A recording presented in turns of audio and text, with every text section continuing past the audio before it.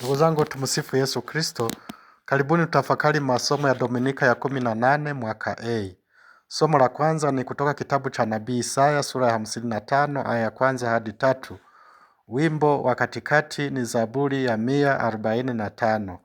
Somo la pili ni waraka wa Mtume Paulo kwa Warumi sura ya 8 aya 35 na aya 37 hadi 39. Injili ni ya Mathayo sura ya 14 aya 13 hadi 21. Ndugu zangu, Mungu ni mwema kila wakati. Mungu anatupenda kila wakati.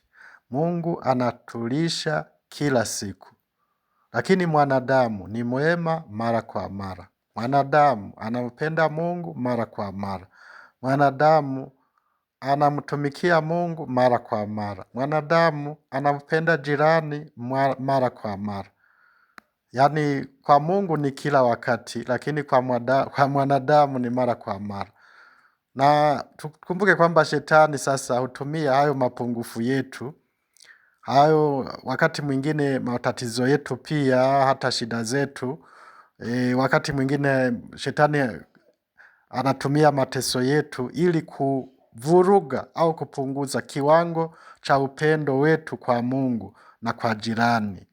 Kwa mfano, wakati tunapokuwa na maradhi, umaskini, dhiki, au wakati wa kufiwa, au wa kupungukiwa na vitu, au kuongezewa vitu, vyeo, ajira, anasa za ulimwengu, fahari za dunia, hata marafiki wabaya na kadhalika.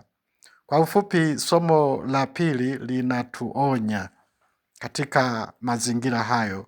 Linasema, ni nani atakayetutenga na upendo wa Kristo? Au ni nini kitakachotutenga na upendo wa Kristo? Majibu katika somo la pili: wala mauti, wala uzima, wala malaika, wala wenye mamlaka, wala kiumbe kingine chochote hakitaweza kututenga na upendo wa Mungu. Niongeze kitu kingine: wala marafiki zako, wala mwenzako wa ndoa, wala watoto, wala ndugu zako, wala wazazi na kadhalika hawataweza kukutenga na upendo wa Mungu. Na katika Injili ya Mathayo sura ya 10 aya 37, Yesu anasema kwamba ampendaye mwanafamilia kuliko yeye hamstahili. Lazima Yesu apewe nafasi ya kwanza katika maisha yako. Bora mwanadamu mtengane kuliko kusababisha wewe utengane na Mungu. Hata katika kitabu cha Matendo ya Mitume sura ya 5 aya 29, Petro anatukumbusha hata kuhusu mambo ya kutii, kwamba imetupasa kumtii Mungu kuliko mwanadamu. Iwapo mwanadamu anakuamuru kutenda yaliyo kinyume na maagizo au matakwa ya Mwenyezi Mungu, mtu yeyote haruhusiwi kutulazimisha kutenda yaliyo kinyume na amri za Mungu na amri za kanisa la Mungu. Ndugu zangu, tukumbushane kwamba nguvu za kudumu katika imani, matumaini na mapendo kwa Mungu huwa tunazipata kwa njia ya sakramenti tulizoachiwa na Bwana wetu, hasa sakramenti ya kitubio na Ekaristi takatifu, tunazopaswa kuzipokea mara nyingi iwezekanavyo. Ekaristi takatifu, chemchemi ya uzima wetu. Tazama wema wa Mungu, ndugu zanguni: kuwalisha wenye njaa, kutusaidia kutunza maisha ya kimwili, kutuhurumia sisi wanadamu katika shida zetu, kutuponya katika magonjwa yetu, kulisha watu zaidi ya 5,000 nyikani badala ya kuwaacha waende kuhangaika peke yao, kutusaidia katika shida zetu na kadhalika. Ni ishara kwamba Mungu anatupenda upeo. Mungu anaumia anapoona mwanadamu akiumia.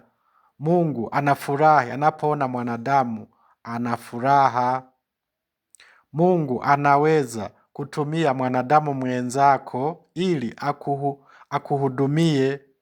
Ndipo Yesu kuwaambia mitume katika Injili, hawana haja kwenda zao, wapeni ninyi kula.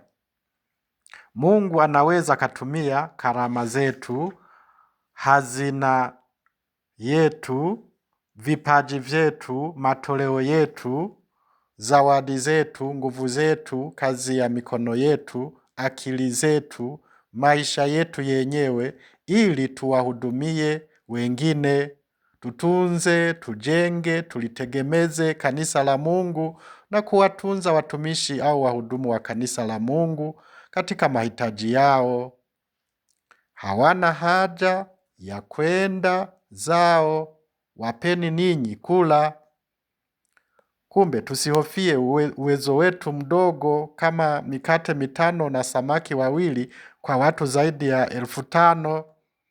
Tusihofie mapungufu yetu kwa sababu mchango wa Mungu ni mkubwa. Samahani.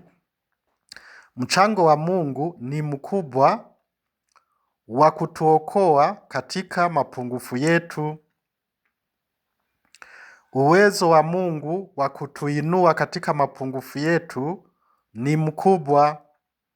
Hata mapungufu yetu ya kiroho Mungu aliyafikiria mapema na kutuwekea sakramenti zote 7 kama uwezo mkubwa wa kumuinua kiroho mwanadamu kwa njia ya neema zinazopatikana humo.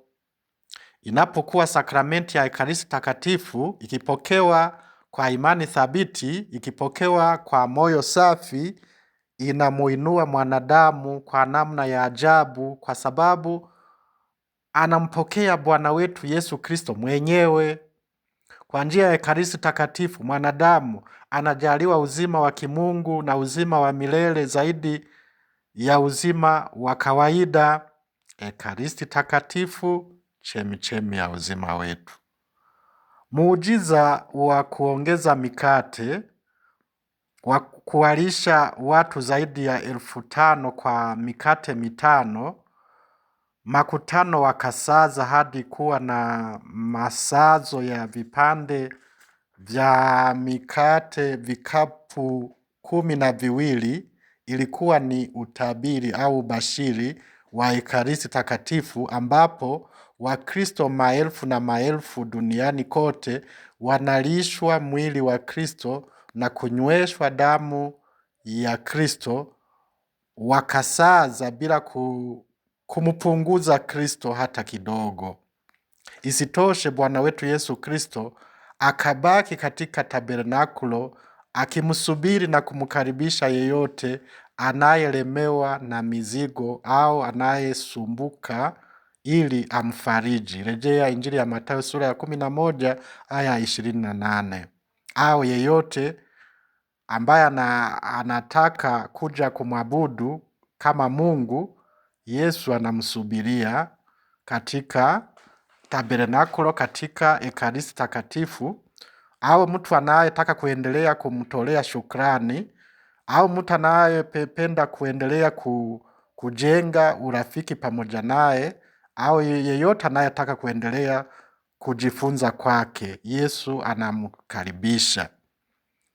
Ndugu zangu, huduma hizo zote za kiroho zapatikana bila malipo yoyote, kama linavyokumbusha somo la kwanza.